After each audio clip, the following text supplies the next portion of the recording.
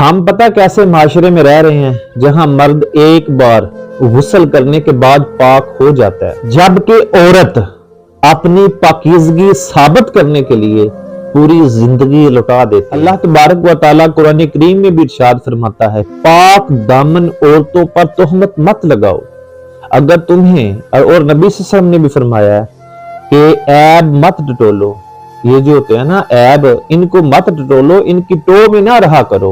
بدگمانیاں، شک و شبہ، یہ اکثر اللہ کے رسول صلی اللہ علیہ وسلم نے فرمایا تحقیق ہونے کے بعد جھوٹے ثابت ہوتے ہیں، اور اتنا کبیرہ گناہ ہے نا یہ پاک دامن عورتوں پر تہمت لگانا۔ اور اس گناہ، اس جرم سے ہمارا معاشرہ اتنا آلودہ ہو چکا ہے نا کہ ہم سب اس دلدل کا، برے جرم کا ہم سب ہی سب بن چکے ہیں۔